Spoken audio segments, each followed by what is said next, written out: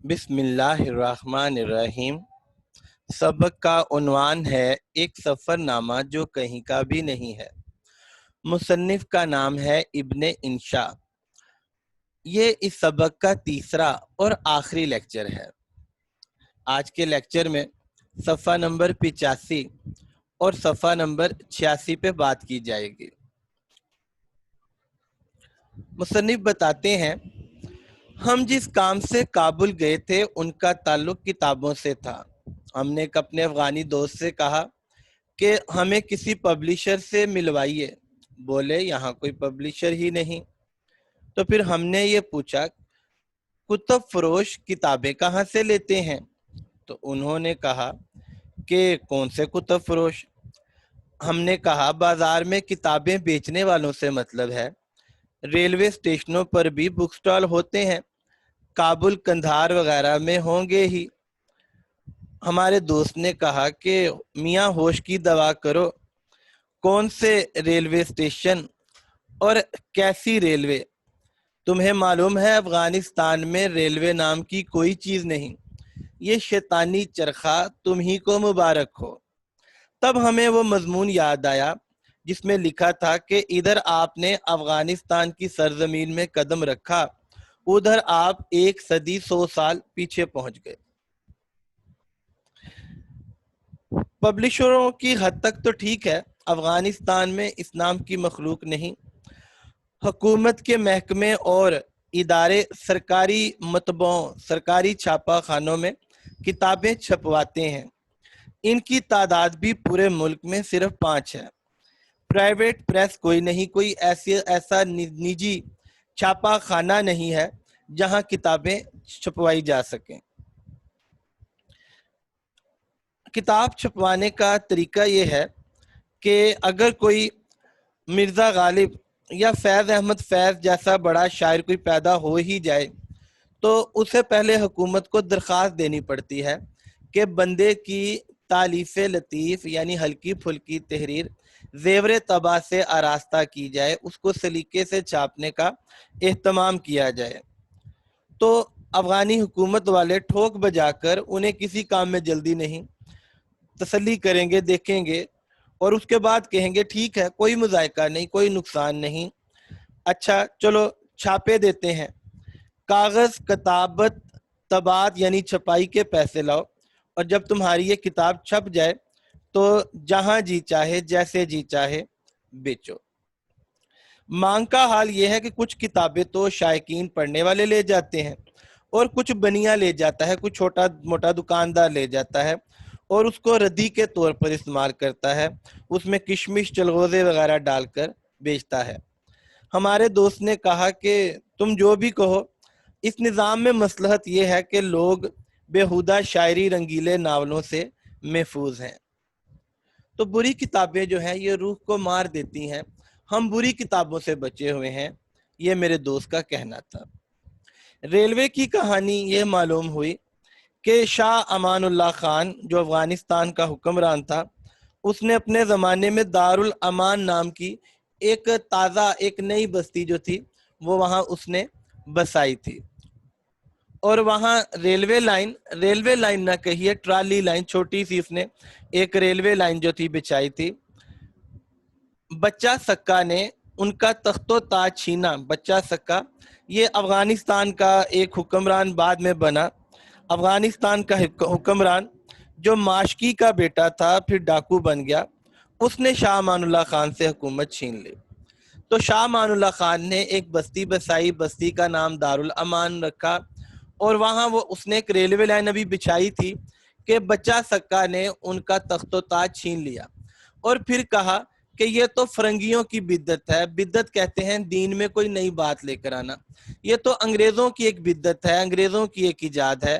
یہ کہہ کر اس نے وہاں جو تھے اس افغانستان میں جو ریلوے پٹریاں تھیں اور وہ جو ڈبیاں تھیں، بوگیاں تھیں، اس کو اس نے اکھاڑ دیا، اس نے اس کو تباہ و برباد کر دیا۔ تو کسی نے کیا خوب کہا ہے کہ جو تعصب ہے، تنگ نظری جو ہے، یہ جہالت کی پیداوار ہے۔ شاہ امان اللہ خان اس کا دور حکومت تھا 1919 سے لے کر 1929۔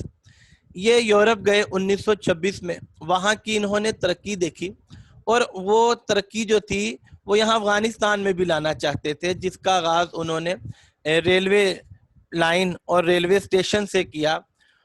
لیکن بدقسمتی سے حبیب اللہ بچہ سکا جو تھا اس نے ان کا اقتدار چھین لیا. حبیب اللہ جو بچہ سکا تھا، ماشکی کا جو بیٹا تھا، اس کا دور حکومت 1929 میں بس 8 ماہ ہی تھا. 8 ماہ اس نے حکومت کی اور جنرل نادر خان نے اس کی حکومت جو تھی وہ ختم کر دی. شاہ امان اللہ خان کی عمر 67 سال تھی، 67 سال، اور حبیب اللہ بچہ سکا کی عمر 39 سال تھی. تو مصنف بتاتے ہیں کہ ہم نے وہاں زنگ خوردہ سلیپر یعنی تختے دیکھے اور ٹوٹی پھوٹی بوگیاں ریل گاڑی کے ڈبے بھی دیکھے، جو آثار سنادید یعنی بزرگوں کی نشانی کے طور پر ہم نے ایک جھونپڑے کے سامنے جن کو دیکھا، اور وہ جھونپڑا جو تھا وہ ایک زمانے میں ریلوے اسٹیشن تھا. تو ہمیں اس پیراگراف سے یہ پتہ لگا کہ بچہ سکا جیسا جو جاہل آدمی تھا اس کو ریلوے اسٹیشن اور ریلوے کے نظام سے اچھی طرح آگاہی نہ تھی. ایک ایسی چیز بن سکتی تھی جس سے افغانستان کے میں جو لوگ رہتے ہیں انہیں بہت فائدہ ہو سکتا تھا، آنے جانے میں سہولت ہو سکتی تھی، لیکن اس نے سسٹم کو، اس نظام کو درہم برہم کر دیا. تو کسی نے کیا خوب کہا ہے کہ جاہل اور کاہل آدمی سے کامیابی اور کامرانی کی امید نہ رکھیں. اور علامہ اقبال بھی فرماتے ہیں کہ آئینے نو سے ڈرنا یعنی نئی تبدیلیوں سے ڈرنا، طرز کوہن پہ اڑنا، پرانی باتوں پہ اڑ جانا، منزل یہی کٹھن ہے قوموں کی زندگی میں. تو بچہ سکا جو تھا اس نے ریلوے کا جو نظام تھا اس کو بھی ختم کر دیا، اور اس کے بعد اس کی اپنی حکومت بھی زیادہ دیر نہیں رہی. اور اس کے بعد کیا ہوا کہ افغانستان میں کوئی نیا حکمران جو تھا وہ ریلوے لائن نہیں بچھا سکا، نہ ہی ریلوے نظام پہ وہ کوئی کام کر سکا. تو بچہ سکا کا یہ جو قدم تھا یہ لوگوں کی محرومی کا باعث بنا. آگے چل کر مصنف کہتے ہیں کہ دریائے کابل جو ہے ہمارے ہوٹل سے کوئی دور نہیں تھا. پھر وہ کہتے ہیں کہ میں پاکستان کے جو دریا ہیں، دریائے سندھ، دریائے ستلج، بھارت کے جو دریا ہیں گنگا اور جمنا، اور دریائے ہوانگ ہو اور ینگ سی، یہ چائنا کے، چین کے 2 بڑے دریا ہیں، دوسرے اور تیسرے نمبر پر آتے ہیں. میں ان سے معذرت چاہتا ہوں کہ میں نے دریائے کابل کو دریا کہہ دیا. اب یہ دریا کابل کتنا بڑا ہے اس کی وسعت کا اندازہ کراچی والے کرنا چاہیں تو وہ کیا کریں، وہ گندے نالے کو دیکھ لیں جو پتہ نہیں کہاں سے آتا ہے لیکن ویمن کالج کے پاس سے گزرتا ہے، اور اس نالے کا پانی دریائے کابل سے زیادہ صاف ہے اور اتنا بدبودار بھی نہیں. پانی کی مقدار بھی اسی نالے میں ہی زیادہ ہے. اب سنا ہے کہ گرمیوں میں دریائے کابل کی ناطاقتی، کمزوری جو ہے وہ دور ہو جاتی ہے. دیوار پر سے نیچے دیکھیں تو دریا غریبوں کو نواز رہا ہوتا ہے، اس کا ایک نقشہ نظر آتا ہے. اور یہاں جناب کیا ہے، بڑھیا کپڑے دھو رہی ہے، کچھ آگے بچے نہا رہے ہیں، اور آس پاس کے جو لوگ ہیں وہ انہیں کوڑا پھینکنے کا بھی بڑا آرام ہے، وہ بھی آلودگی میں اضافہ کر رہے ہیں. کوڑے کو اس کی مناسب جگہ پر نہیں پہنچا رہے بلکہ ٹوکری اٹھائی اور دریا میں جھاڑ دی، اور اس سے وہاں کی آبی مخلوق کو بھی نقصان پہنچ رہا ہے. اور آگے بدقسمتی دیکھیں کہ یہی جو دریا ہے یہ پیاسوں کی تشنگی بھی رفع کر رہا ہے، پیاسوں کی پیاس بھی بجھا رہا ہے.